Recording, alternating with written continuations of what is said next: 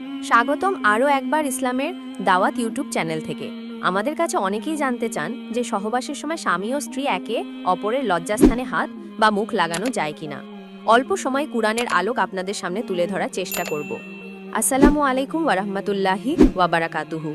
সম্মানিত ভিউয়ার্স, আজকের আলোচনার বিষয়টি একটু স্পর্শকাতর হলেও অত্যন্ত গুরুত্বপূর্ণ। আজ আমরা জানব ইসলামের দৃষ্টিতে স্বামীকে স্ত্রীর লজ্জাস্থানে হাত বা জিভ ব্যবহার করতে পারে, এর সীমা পরিসীমা কি এবং আমাদের করণীয় কি হওয়া উচিত। আশা করি আপনারা ধৈর্য সহকারে সম্পূর্ণ আলোচনা শুনবেন এবং ইসলামী দৃষ্টিকোণ থেকে বিষয়টি বুঝতে চেষ্টা করবেন। আমরা জানি ইসলাম একটি পূর্ণাঙ্গ জীবন ব্যবস্থা।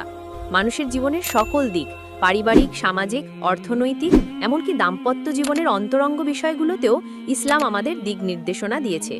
স্বামী স্ত্রীর মধ্যকার শারীরিক সম্পর্ক শুধুই দৈহিক চাহিদা পূরণের জন্য নয়, বরং এটি একটি ইবাদত, একটি পবিত্র সম্পর্ক যা ভালোবাসা, দয়া ও করুণা দিয়ে গড়া। কিন্তু প্রশ্ন হলো, শারীরিক সম্পর্কের সময় কি সবকিছু বৈধ? ইসলাম কি কোনো সীমা নির্ধারণ করেছে?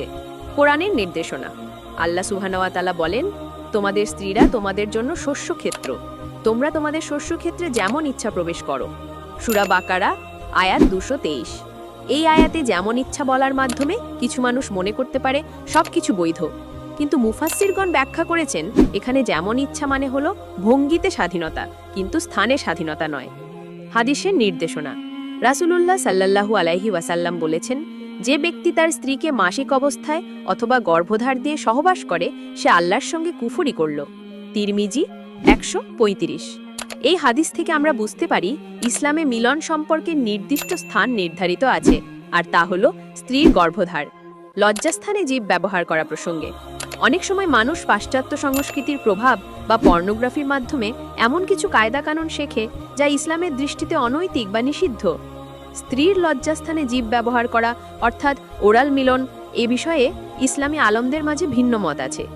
অবাধ কেউ কেউ বলেন, যেহেতু এটি আনুষ্ঠানিকভাবে নিষিদ্ধ নয়, তাই যদি স্বামী স্ত্রী উভয় সম্মত হয় এবং কোনো নাপাক জিনিস না গিলে ফেলে, তাহলে এটি মাকরুহ হলেও হারাম নয়।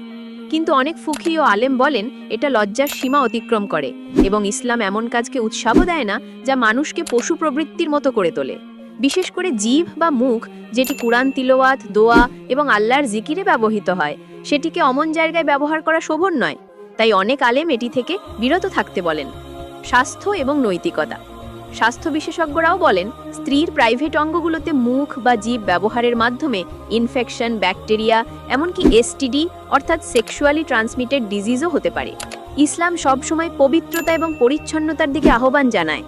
রাসূলুল্লাহ সাল্লাল্লাহু আলাইহি ওয়াসাল্লাম বলেছেন, পরিচ্ছন্নতা ঈমানের অঙ্গ।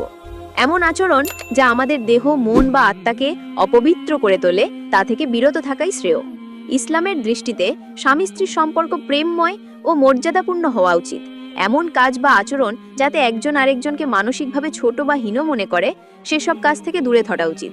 স্ত্রী কোনো জিনিসে অস্বস্তি বোধ করলে স্বামীর দায়িত্ব হলো তাকে বোঝানো, সম্মান করা, জোর করে কিছু চাপিয়ে দেওয়া নয়। আবার স্ত্রীও যদি ইসলাম বিরোধী কোনো কাজের চাপ দেয়, তবে স্বামীকেও না বলতে হবে। ইসলামী আদর্শে দাম্পত্য জীবন, প্রিয় বোনেরা এবং ভাইরা, আমরা যদি চাই আমাদের সংসার সুখের হোক, তাহলে দাম্পত্য জীবনে আমাদের ইসলামী সীমারেখা মেনে চলতে হবে। ইসলাম চায় স্বামী স্ত্রী একে অপরের পরিপূর্ণ পরিপূরক হোক, শুধু দেহের নয়, আত্মার সম্পর্কেও ঘনিষ্ঠ হোক। রাসূলুল্লাহ সাল্লাল্লাহু আলাইহি ওয়াসাল্লাম তার স্ত্রীদের সাথে মিষ্টি ব্যবহার করতেন, হাসি মুখে কথা বলতেন এবং অন্তরঙ্গ সম্পর্কেও ছিলেন মর্যাদাশীল। সুতরাং প্রিয় মা বোনেরা এবং আমার যুবক ভাইয়েরা, লজ্জাস্থানে জিভ বা অতিরিক্ত অঙ্গ ব্যবহার ইসলাম অনুমোদন করে না। যদিও এটি সরাসরি হারাম বলা না হলেও এটি অপছন্দনীয়, লজ্জাজনক এবং অন-ইসলামিক আচরণ হিসেবে বিবেচিত। আমাদের উচিত ইসলামী জ্ঞান অর্জন করে আমাদের দাম্পত্য জীবনকে শরিয়া অনুযায়ী গড়ে তোলা। স্বামী স্ত্রীর মাঝে ভালোবাসা, সম্মান ও পারস্পরিক বোঝাপড়া থাকলে অশালীন বা গর্হিত কাজের প্রয়োজন হয় না। আল্লাহ আমাদের সকলকে শুদ্ধভাবে জীবনযাপন করার তৌফিক দিন। জাযাকুমুল্লাহু খায়রান। আসসালামু আলাইকুম ওয়া রাহমাতুল্লাহি ওয়া বারাকাতুহু।